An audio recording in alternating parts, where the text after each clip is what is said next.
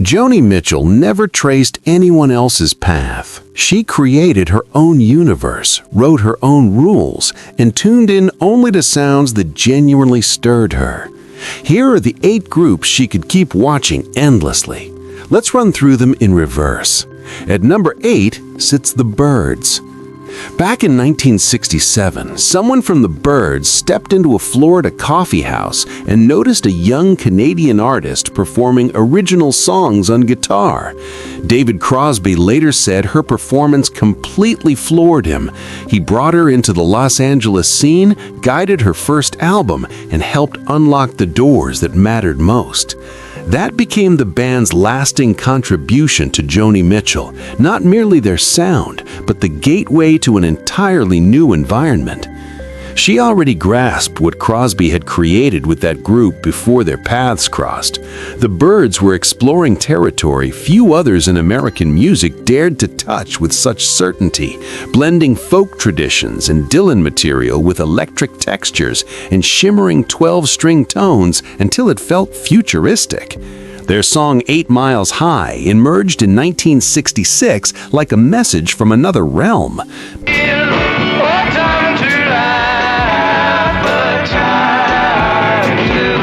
Mitchell heard it and sensed the same searching intellect she recognized in herself.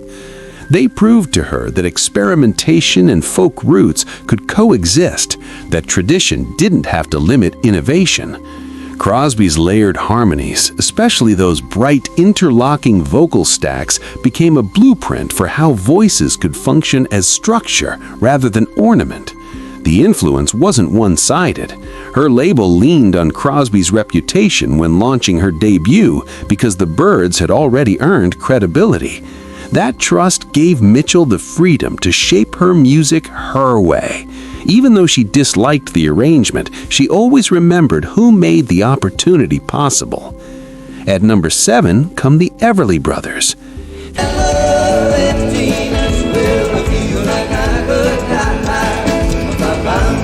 Think about what Mitchell valued most on stage: honesty without disguise, emotion made completely audible, and 2 voices blending into something greater than either alone.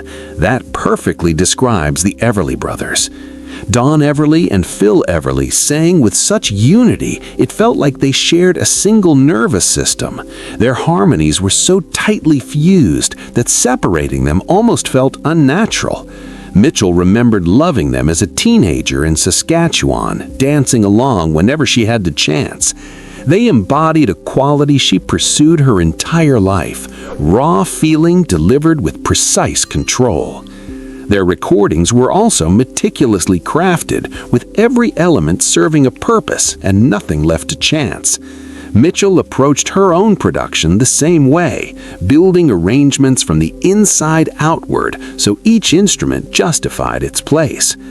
She saw in them a philosophy she deeply believed in. Production isn't decoration, it's structure. She also admired their restraint. They never overperformed or forced emotion, instead trusting the song to carry its own weight.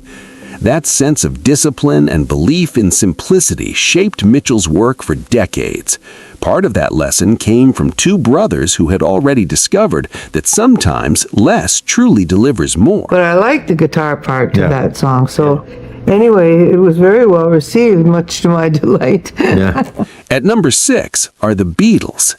When her label doubted her early on, they leaned on Crosby's name because of his ties to the Byrds and, by extension, the cultural wave sparked by the Beatles.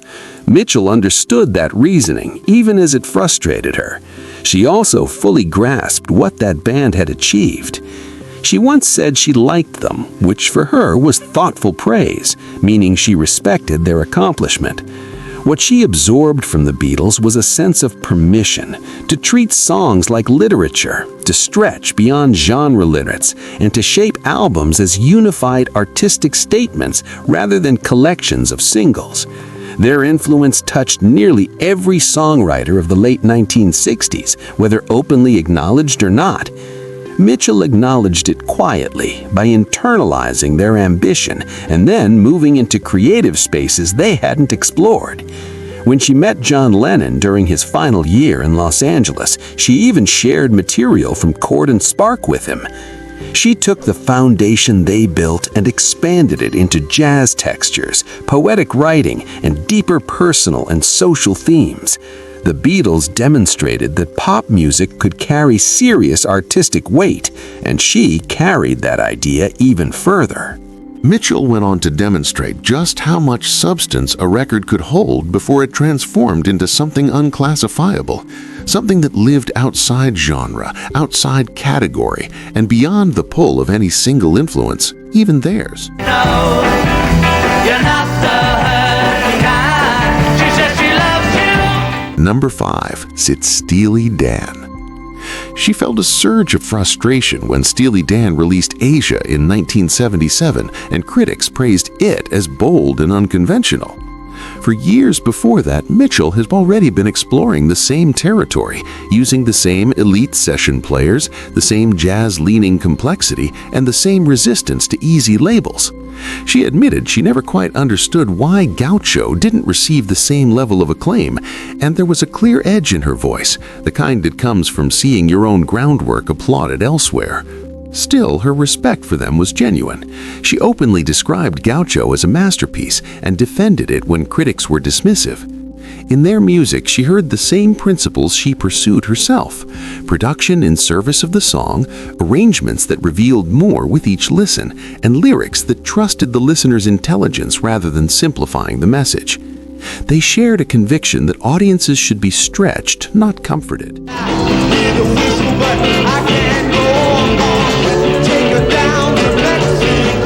Both Mitchell and Steely Dan chased perfection relentlessly, taking years to refine recordings until every detail sat exactly where it belonged.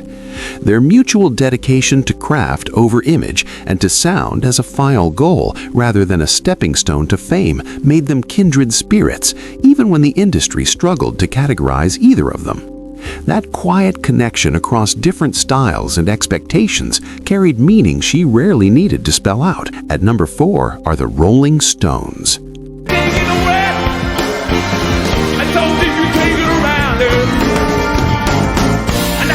At the core of everything, Mitchell simply loved to move to music. She even organized midweek dances in her hometown because waiting for the weekend felt like too long when the music mattered that much. She said it clearly: when it came to dancing, a few bands stood above the rest, and the Rolling Stones were always among them. They understood that rock and roll begins in the body before it reaches the mind.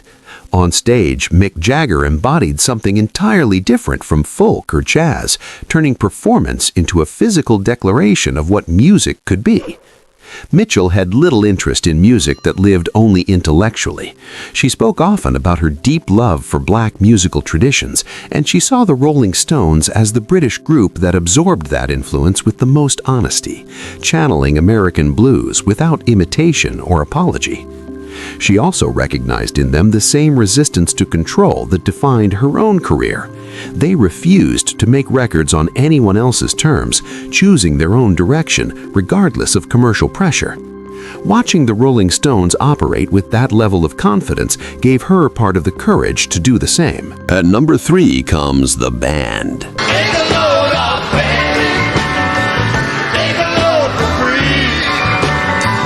Robbie Robertson contributed guitar to Chord and Spark, not for publicity, but because Mitchell deeply respected what he and his group had created. Their sound felt so deeply tied to American roots that it seemed unearthed rather than composed.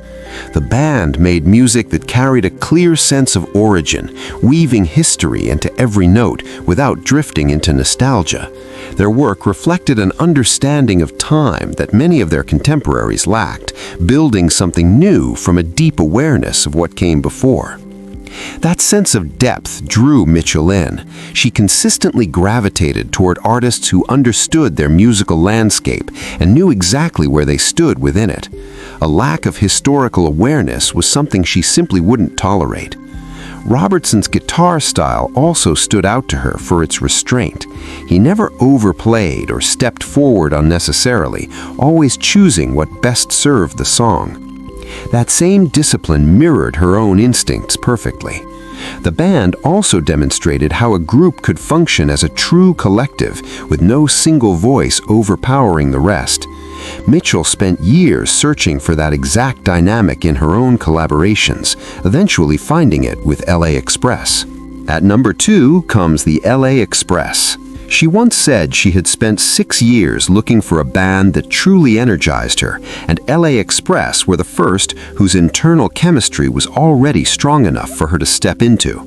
That admission carried weight for someone who had spent so long performing alone.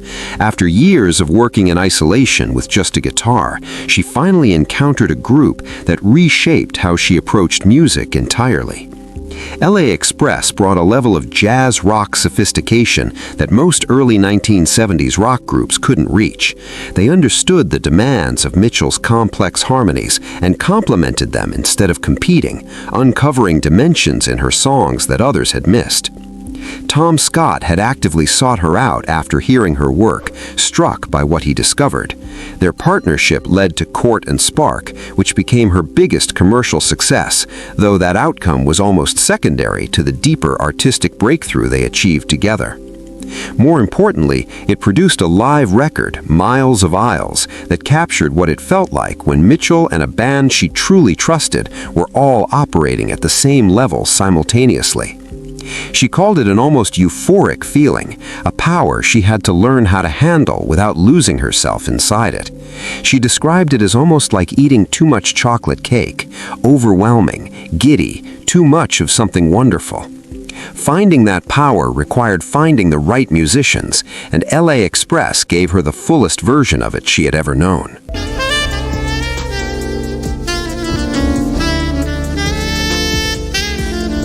At number 1, The Police. Wild Things Run Fast arrived in 1982, and Mitchell said The Police were an influence on it. That is a direct, specific, music-documented statement, one of the few times she named a contemporary rock band and meant it as genuine admiration rather than competitive observation. The Police had found a way to make rock music that was rhythmically sophisticated without losing its directness. They managed the combination that Mitchell herself had always sought: intellectual depth delivered with physical urgency, the body and the mind arriving at the same destination at the same time.